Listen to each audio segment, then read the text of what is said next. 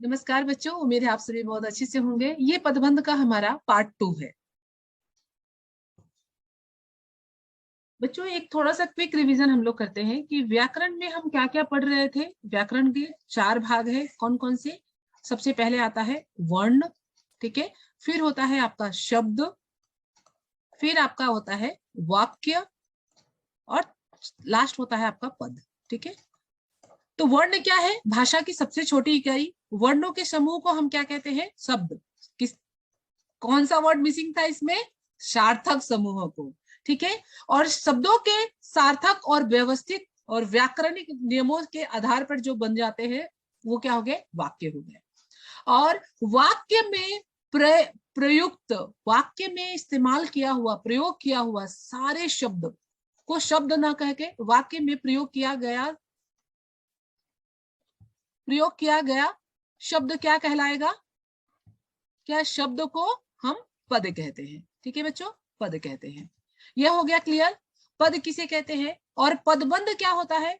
पद और बंध, पद मतलब एक से अधिक पद मिलकर क्या करते हैं? पदबंध का कार्य करते हैं। तो हमने पिछला क्लास में क्या क्या पढ़ा? आपका शब्द और पद किसे कहते हैं, और शब्द और पद में अंतर क्या है, और पदबंध क्या है। अभी हम इस क्लास में क्या पढ़ने वाले हैं? आपके पदबंध के भेद। पहले क्लास में हमने पढ़ा पदबंध, और अब इसमें क्या करेंगे? पद और पदबंध में अंतर पढ़ेंगे, ठीक है बच्चों, पद और पदबंध। तो इसलिए मैंने क्विक रिवीजन कर लिया कि पद क्या है। वाक्य में प्रयोग किया जाने वाला प्रत्येक शब्द क्या कहलाता है? पदबंध, सॉरी पद। और वही जब एक से अधिक पद मिलकर एक पद का कार्य करे, एक व्याकरणिक इकाई का, तो वो क्या कहलाता है? पदबंध कहलाता है, ठीक है बच्चों। तो इसका हम एक एग्जाम्पल देखते हैं। अब देखिए पद और पदबंध में अंतर क्या है। जब वाक्य में प्रयुक्त संज्ञा, सर्वनाम, विशेषण, क्रिया और क्रिया विशेषण, ये सब मिलकर मतलब इनका काम कोई शब्द अकेला करता है, ठीक है, तो उसे हम क्या कहते हैं? पद कहते हैं। और जब यही कार्य एक से अधिक पद मिलकर करते हैं तो उसे हम क्या कहते हैं? पदबंध कहते हैं, ठीक है। जब अकेला संज्ञा है, सर्वनाम है, विशेषण है, तो उसे हम पद कहेंगे। लेकिन एक ही पद के लिए एक से अधिक पद का प्रयोग किया जाए तो वो हमारा क्या हो जाएगा? पदबंध कहलाएगा। जैसे हम एक एग्जाम्पल के जरिए हम इसे समझते हैं कि मदन पढ़ता है, तो यहाँ पर मदन क्या है? पद है। पढ़ता भी एक पद है, ठीक है। तो मदन पढ़ता है, ये क्या है? इसको हम, मदन को हम यहाँ पर क्या कहेंगे? पद कहेंगे। लेकिन मोहन का भाई मदन पढ़ता है, तो ये मोहन का भाई मदन, मदन के लिए ही आया ना सारा वर्ड, तो ये क्या हो जाएगा? ये पदबंध हो जाएगा, ठीक है बच्चों। और बच्चों एक राज की बात बताती हूँ कि पदबंध अगर जब पहचानने के लिए आता है तो सबसे पहले उसका ये रेखांकित किया हुआ रहता है। ध्यान में रखिए, वो रेखांकित किया हुआ रहता है। तो रेखांकित किया रहता है, तो जब रेखा जिस शब्द के अंत में होती है, याद रखिए, अगर मैं इसको एक एग्जांपल के जरिए बताऊं कि अगर मान लीजिए मैंने ये एक रेखा खींचा, ठीक है, और मैंने बताया, पूछा क्वेश्चन कि पदबंध बताइए, इसमें कौन सा पदबंध है, तो आप क्या करेंगे? तो आप कंफ्यूज हो जाएंगे, मैम ने क्या क्वेश्चन पूछ दिया। लेकिन यहाँ पर आपको ध्यान रखना पड़ेगा, जिस शब्द के नीचे आखिरी लाइन है, खींचा हुआ, रेखांकित किया हुआ है, वो कौन सा है? क्या है? मदन क्या है? नाम है। नाम को क्या बोलते हैं हम? संज्ञा बोलते हैं। सिंपल, एकदम इजी ट्रिक। तो कौन सा पदबंध हो गया? संज्ञा पदबंध, ठीक है। तो हम अभी आगे हम देखेंगे इसके प्रकार में कि क्या है, कैसे है, ठीक है बच्चों। इस प्रकार की दृष्टि से पदबंध में 3 बातें आवश्यक होती है। कौन कौन सी होती है? इसमें एक से अधिक पद होते हैं। पहला रूल, एक से अधिक पद होंगे। दूसरा नियम क्या है? ये पद इस तरह से संबंध होते हैं कि उनसे एक ही इकाई बनती है, वो कोई दूसरा इकाई नहीं होगा। राम और श्याम नहीं हो सकता। वो अगर राम की बात कर रहे हैं तो वो राम के ही लिए विशेषण का प्रयोग किया गया होगा, ठीक है, राम पद के लिए ही। या अगर सर्वनाम है तो सर्वनाम पद के लिए ही के लिए वो शब्द प्रयोग किए गए होंगे। तो वो क्या करता है? एक ही इकाई प्रयोग करता है। और पदबंध किसी वाक्य का अंश होता है। अंश मतलब होता है, पदबंध किसी वाक्य का भाग होता है, संपूर्ण वाक्य नहीं होता है। जैसे मैंने आपको पहले ही बताया कि उपवाक्य बताया मैंने, नहीं आज के क्लास के नहीं, पिछला क्लास में बताया था उपवाक्य। तो पदबंध क्या होता है? किसी वाक्य का अंश। तो वाक्य के अंश को हम उपवाक्य भी कहते हैं। तो ये हम क्या कह रहे हैं कि पदबंध किसी वाक्य का अंश होता है, पूरा वाक्य नहीं होता है। ठीक है बच्चों, उम्मीद है समझ में आ गया होगा। नेक्स्ट चलते हैं अभी हम कि पदबंध के 5 भेद है। ठीक है, पदबंध के 5 भेद है, कौन कौन से है? संज्ञा पदबंध, सर्वनाम पदबंध, विशेषण पदबंध, क्रिया पदबंध और क्रिया विशेषण पदबंध। संज्ञा पदबंध क्या होता है? जो शब्द वाक्य में संज्ञा का कार्य करे वो संज्ञा पदबंध। सिंपल, अभी मैंने ऊपर ही बताया। क्या बताया? अभी यहाँ पर देखिए एक एग्जाम्पल में कि अगर रेखा अगर जिसके नीचे खींची हुई है, या फिर आप ऐसे पहचान लीजिए, हरे रंग की पुस्तक मेज पर रखी है, ये बच्चों रखी है, ऐसे होगा। कभी कभार हो सकता है mistake, we are human beings, हो सकता है किसी से भी मिस्टेक हो सकती है, तो टाइपिंग में मिस्टेक है। तो हरे रंग की पुस्तक मेज पर रखी है। अभी बताइए बच्चों, पुस्तक है, मेज है, पर रखी है, ये सारे एक एक शब्द है, लेकिन पुस्तक की विशेषता कौन सा बता रहा है? हरे रंग की पुस्तक। तो ये सब मिलकर क्या कर रहे हैं? एक ही पद का कार्य कर रहे हैं। तो ये, और पुस्तक कौन सा पद है? यहाँ पर संज्ञा है, जाहिर सी बात है, तो कौन सा हो जाएगा? संज्ञा पदबंध। बहुत सिंपल है ना बच्चों। नेक्स्ट देखते हैं हम, मेहनती व्यक्ति। अभी देखिए व्यक्ति एक है, व्यक्ति की बात कर रहे हैं, व्यक्ति के लिए विशेषण शब्द जोड़ दिया मेहनती। ठीक है, तो अभी ये दो, एक से अधिक पद हो गए, ये दोनों पद मिल गए, तो ये क्या हो जाएगा आपका? संज्ञा पद, संज्ञा पदबंध। सिंपल है बच्चों। जिसको पद परिचय भी करना होता होगा, जो कोर्स ए लिए होंगे हिंदी का, उसके अंदर पद परिचय एक टॉपिक है। तो पद परिचय में बच्चे बहुत परेशान हो जाते हैं, लेकिन बच्चों बहुत सिंपल है, बहुत सिंपल पद परिचय भी।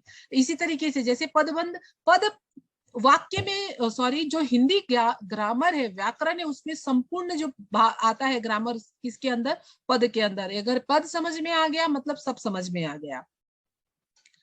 दशरथ पुत्र राम ने रावण को मारा, तो राम क्या है? संज्ञा है, इसलिए ये क्या हो जाएगा? संज्ञा पदबंध।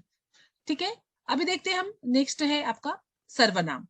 सिंपल है ये भी, यह वह पदबंध जो वाक्य में सर्वनाम का कार्य करे, वह पदबंध जो वाक्य में सर्वनाम के लिए कार्य करते हो, उन्हें हम क्या करेंगे? सर्वनाम पदबंध कहेंगे। जैसे यहाँ पर देखिए, बिजली सी फुर्ती दिखाकर आपने, किसने? आपने कैसी फुर्ती दिखाई? बिजली सी फुर्ती दिखाई। ये सारे पद मिलकर किसके बारे में बता रहे हैं? आपके बारे में बता रहे हैं। आप क्या है? सर्वनाम पद है, तो ये क्या हो जाएगा आपका? सर्वनाम पदबंध। इसी तरह शरारत करने वाले छात्रों में से कुछ, अगर शरारत करने वाले छात्र कहा गया, तो ये छात्र तक, देखिए बच्चों ये ध्यान में रखिएगा, क्वेश्चन में कंफ्यूज मत कीजिएगा कभी भी। अगर रेखा छात्र के नीचे तक आकर सीमित हो जाए तो ये संज्ञा हो जाएगा, लेकिन शरारत करने वाले छात्रों में से कुछ, तो कुछ लास्ट वर्ड है और कुछ वर्ड शब्द जो है क्या है? वो सर्वनाम है, इसलिए कौन सा पदबंध होगा? ये सर्वनाम पदबंध। वैसे ही ये कोई है, तुम है, वह। अब तो बच्चे बोलोगे कि मैम मेरे को सर्वनाम नहीं पता, तो सर्वनाम के लिए मैं फिर से दूसरा वीडियो बनाऊंगी, फिर मैं आपको एक्सप्लेन करूंगी सर्वनाम शब्द क्या होते हैं। समय संज्ञा के स्थान पर जो शब्द प्रयोग किए जाते हैं उन्हें हम क्या कहते हैं? सर्वनाम कहते हैं। तो वह, तुम, कोई, कुछ, आपने, ये सारे क्या है? सर्वनाम है। और सारे पद मिलकर किसका कार्य कर रहे? सर्वनाम पद के लिए कार्य कर रहे, इसलिए ये क्या हो जाएगा आपका? सर्वनाम पदबंध। बहुत सिंपल है ना बच्चों? यस। तो कुछ एक्सरसाइज ढूंढिएगा ऑनलाइन और सॉल्व करके बताइएगा मुझे कमेंट्स में कि समझ में आ रहा है कि नहीं आ रहा है। आप लोग कमेंट्स नहीं करते हैं, वीडियो देखते तो जरूर है लेकिन कमेंट नहीं करते हैं, थोड़ी कंजूसी करते हैं आप लोग।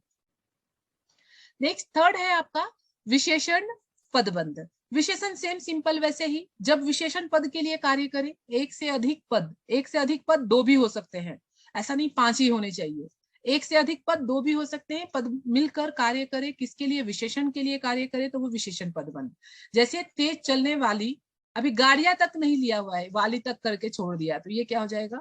आपका विशेषण पदबंध। उस कोने में बैठा हुआ, कोने में कोई बैठा हुआ है, आदमी नहीं लिया हुआ है, आदमी अगर हो जाता तो संज्ञा हो जाता, लेकिन अगर संज्ञा के पहले अगर आया तो वो क्या होगा? जाहिर सी बात है, संज्ञा से पहले उसकी विशेषता बताने वाले शब्द होंगे, तो विशेषण है। उसका घोड़ा अत्यंत, अभी बोलेंगे मैम आपने अभी अभी बोला उसके पहले होना चाहिए विशेषण, तो ये बाद में कैसे आ गया विशेषण? तो हाँ बच्चों, कभी उसका घोड़ा अत्यंत सुंदर, फुर्तीला और आज्ञाकारी है, तो ये विशेषण वाक्य से ही पूरा हो रहा है, इसमें क्रिया है ही नहीं है, ये खाली उसको बता रहे हैं, विशेषण उसके बता रहे हैं कि क्या है, विशेषता क्या है उसका, घोड़े की। तो अत्यंत सुंदर, फुर्तीला और आज्ञाकारी, ये शब्द से ही पता चल रहा है कि ये विशेषण है। ठीक है। बरगद और पीपल का की घनी छांव में से हमें बहुत सुख मिला, तो ये क्या हो जाएगा आपका विशेषण है। और यहाँ पर उसे तुम उसे किताबों का कीड़ा कहते हैं, ये आपका हो गया विशेषण पदबंध। ठीक है बच्चों, नेक्स्ट चलते हैं क्रिया पदबंध के लिए।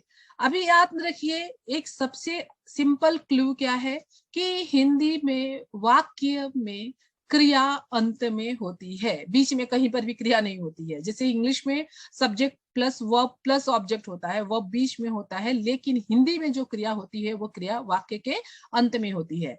तो आया, अभी ये बोलेंगे मैम हमको कंफ्यूज हो रहा है, किस बात के लिए? देखिए, आया होगा, तो अभी आना क्रिया है, आना जाना खाना, ना प्रत्यय जुड़ा रहता है बच्चों। सबसे सिंपल हिंदी की क्रिया की पहचान, ना प्रत्यय जोड़कर देखिए, अगर वो पूरा हो रहा है, ना से तुम्हें अर्थ मिल रहा है, दिखाई देना, खाना पीना, खेलना पहनना, सोना ओढ़ना, रोना गाना, सब ना प्रत्यय जोड़कर देख लीजिए। मैक्सिमम हिंदी जो की क्रिया होती है ना प्रत्यय जुड़ा हुआ रहता है। ठीक है। लेकिन क्रिया को संपूर्ण बनाने के लिए कुछ ना कुछ सहायक क्रिया उसके अंदर जोड़ी हुई जाती है, तो अब वो हो जाता है, सहायक क्रिया भी होने दो, लेकिन तब वो क्या हो जाएगा, एक से अधिक अगर क्रियापद आ रही है, ठीक है, चाहे वो सहायक क्रिया ही होने दो, तो वो क्या हो जाएगी, क्रिया पदबंध हो जाएगा। ठीक है बच्चों, अभी ये देखिए क्रिया पदबंध और मैं क्रिया विशेषण एक ही साथ बताऊंगी। क्रिया विशेषण जैसे अभी देखो, संज्ञा और सर्वनाम के पहले क्या आ जाता है, विशेषण आता है, जो शब्द आते हैं वो विशेषण होते हैं। ठीक है, सिंपल। संज्ञा और सर्वनाम की जो विशेषता बताए, और संज्ञा और सर्वनाम के पहले आकर विशेषता बताए। 99% या 1% में जो अभी पहला वाक्य आ गया था कि वह घोड़ा ऐसा है वैसा है, तेज है, फुर्तीला है, तो वैसे एक आध केस में होगा, नहीं तो ज्यादातर संज्ञा और सर्वनाम के पहले आते हैं विशेषण वाले शब्द। तो क्रिया विशेषण कैसे आते हैं, क्रिया विशेषण भी क्या होते हैं, क्रिया के पहले आते हैं। ये देखो, क्रियापद कब होगा, क्रिया के बाद में, क्रिया के बाद में। दिखाई देना मुख्य क्रिया है, डूबना मुख्य क्रिया है, खोलना मुख्य क्रिया है, तो इसके बाद में अगर कुछ आ रहा है तो वो क्या हो जाएगा, उसके बाद में अगर जो भी जुड़ जाएगा, क्रियापदबंध। सिंपल बच्चों, सिंपल, समझा? मुझे उम्मीद है बहुत अच्छे से समझ रहा होगा। अगर नहीं समझा है तो भी कमेंट कीजिए, कमेंट करने में कंजूसी मत कीजिए, बताइए, मुझे आपका व्यूज पता चलेगा तो ही मैं आगे और भी वीडियो बना पाऊंगी और बता सकूंगी आपको, और अच्छे से एक्सप्लेन कर सकूंगी। ठीक है बच्चों, सिंपल, मैंने आपको क्रिया विशेषण भी एक्सप्लेन कर दिया कि क्रिया विशेषण का स्थान क्या होता है। देखिए अब यहाँ पर आ गई, ये देखिए मैंने उस दिन अभी चेंज कर रही थी, यहाँ पर भी सेम हो गया है, ये हो गया आ गई, कल मैंने चेंज किया था, सेव करना भूल गई। आज गाड़ी बहुत जल्दी आ गई, अभी आ गई अगर दो शब्द पूछा जाए तो ये क्रिया हो जाएगा, लेकिन अभी मैंने क्या बोला, रेखांकित जिसके नीचे किया गया हो, तो बहुत जल्दी के नीचे रेखांकित किया गया है या फिर कलर चेंज किया गया है, तो ये क्रिया के पहले आ रही है, तो क्या हो जाएगा, सिंपल, क्रिया विशेषण। पार्ट्स ऑफ स्पीच भी अगर आपको इसकी वजह से बहुत हेल्पफुल हो जाएगा बच्चों, कि बोलोगे मैम हमारे सिलेबस में पदबंध नहीं है। बच्चों ठीक है, पदबंध नहीं है, लेकिन संज्ञा, सर्वनाम, विशेषण, क्रिया, क्रिया विशेषण, ये सभी के में है। सभी जो 10वीं क्लास तक जो भी बच्चे पढ़ रहे हैं वो सभी के ये सारी बेसिक चीजें आनी चाहिए। ये अगर आता है तो आपके चाहे ग्रामर के कोई भी क्वेश्चन होने दीजिए, आप इजिली कर पाएंगे। ठीक है, पक्षी पिंजरे के अंदर बैठा है, बैठा है मुख्य क्रिया है, और उसके लिए जो कहाँ बैठा है, पिंजरे के अंदर, ये हो गया आपका क्रिया विशेषण। मास के अंत तक क्या हो गया, क्रिया विशेषण। ठीक है बच्चों, उम्मीद है समझ में आ गया होगा। कुछ उदाहरण जरिए हम समझते हैं कि क्या है। देखिए, मोहन का भाई सोहन, सोहन संज्ञा है, सिंपल, सोहन संज्ञा है तो संज्ञा पदबंध। लेकिन मोहन का भाई, भाई अगर खाली बोला जाए तो विशेषण पदबंध। जोर जोर से चिल्लाने वाले तुम, अभी तुम तक क्या आ गया, सर्वनाम।